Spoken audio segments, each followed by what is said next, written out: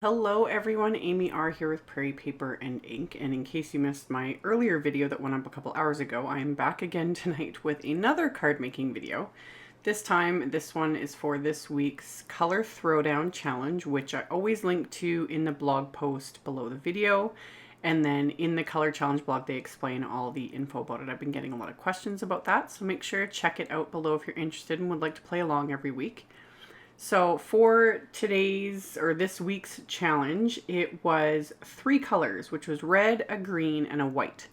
So I pulled out my very much loved Simon Says Stamp Sketch Ranunculus stamp set, and I'm using some Tim Holtz Distress watercolor paper, and I had the smooth side facing up, and I treated it with my anti-static powder first, and then I stamped all the images I wanted to use with Simon Says Stamp clear embossing ink. I didn't do any masking. I was able to see where I was stamping by kind of tilting my head, and the light was kind of shining so I could see what I was doing, which you couldn't see on camera very much. It just looked like I was stamping at random, but there was somewhat of a method to my madness. So I'd stamped all the images and I let them overlap. I've shown this in a previous video. These ones especially, they're just the style and the sketchiness, I guess you'd call it, of these stamps lend really well to just overlapping, and they just work. So I thought I would try that again today. So I'd stamped them all and then coated it all with detail white embossing powder and melted it with my heat tool, which is always fun. I've been stamping for over 12 years, something like that. And I still love heat embossing. Like, as it melts, it's just like, ooh, it's so pretty. So stamped it all, embossed it all.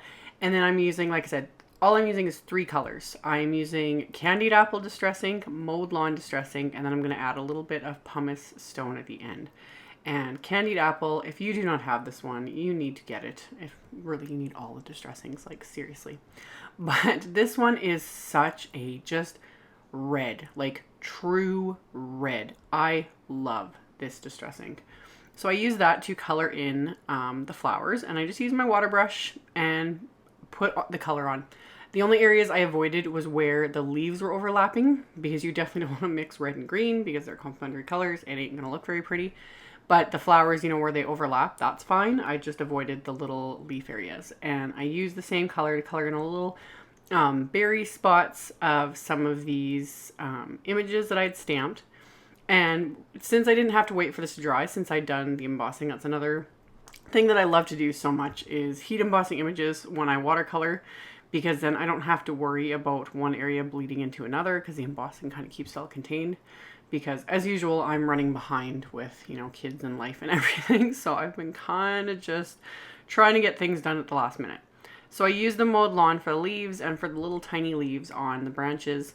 And then I brought in the pumice stone to add the like shading and whatnot around it, because especially the branches, you can tell like they just don't look like anything because you can't really see them. So bringing in the gray helps kind of define the little areas where it's just the white embossing.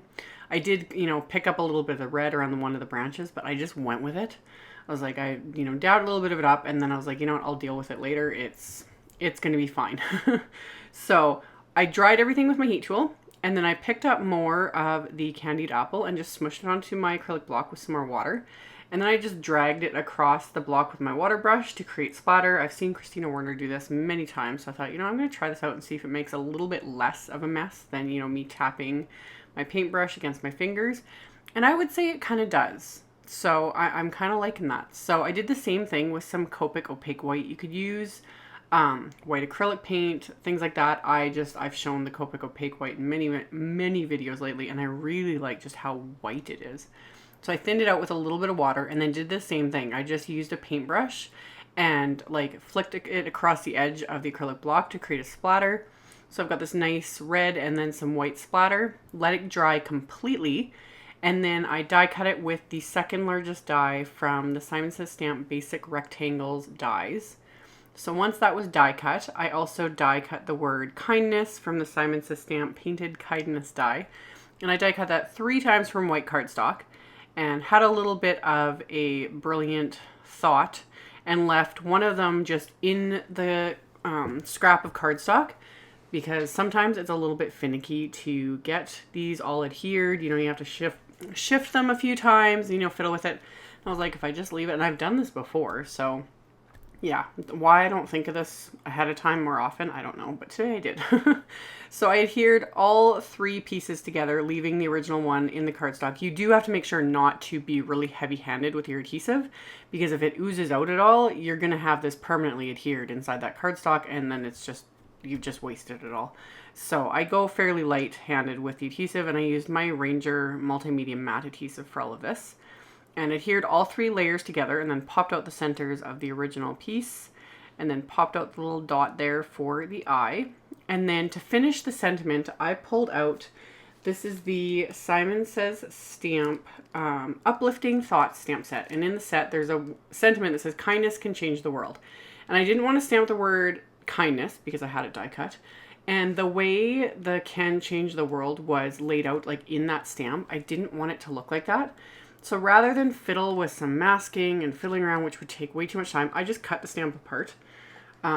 Once you've done it a few times, it doesn't really bother you too much. I recommend using really sharp scissors and just like paying attention to where you're cutting so you don't cut any of the rest of the stamp. But I cut the whole sentiment apart, and that way I could stamp the can change the world all on one line. So I lined it up on my grid paper there, and then treated a piece of black cardstock with the same anti-static powder tool, and then inked up those stamps with the same Simon Says clear embossing ink, and then was able to stamp that all in one line on the black cardstock, and then coat that with the same detail white embossing powder. So now I've got a sentiment that's going to work perfectly with my card, and then if I ever want to stamp the sentiment again, like as it was, you can just butt them up against each other, like, because I don't trim off any of the excess parts of the sentiment, so I can just butt them back up against each other if I want to stamp it the way it was, you know, originally designed. So got that stamped and then embossed, and then trimmed off the one end with my scissors to create a little banner edge. And then I'm going to adhere the die cut sentiment with the same multimedia matte adhesive, just coated the back of that, and then press that really well down onto my little watercolor panel. And then for the embossed sentiment, I decided I wanted to adhere that with some ATG, and I just gently kind of fiddled with it to get it like just under that die cut sentiment a little bit there. So got that where I wanted it, and then I just folded over the cardstock there. I could have trimmed it off. I get asked that a lot, like what makes me decide to fold over, what makes me decide to cut it off. It just depends on my mood. No rhyme or reason most of the time. So I just folded it over and adhered it. And then I grabbed this black and white polka dotted paper from the My Favorite Things Dots and Stripes Neutral pack. And I die cut that with the largest die from the Simon Says Basic Rectangles die, which is the largest die in that set is actually an A2 size. It's 4 1/4 by 5.5 inches. So it's a full size A2 card front. So I adhered the watercolor panel to that with some foam tape, and then adhered the entire thing to an A2 size heavyweight white cardstock card base. And then of course have to finish off the inside of my card. So I just inked up the stamps with those same distressings using the candied apple for the flowers, and then the mowed lawn for the leaves to create just some interest on the inside of the card. And then pulled another sentiment from that same Uplifting Thoughts stamp set. Really love the sentiments in this set. And it's so true. So true. Today's card is just so true. More people need to do this. So I inked it up with the Simon Says Stamp Intense Black ink and stamped that onto the inside of the card, and that finished off my card for this evening.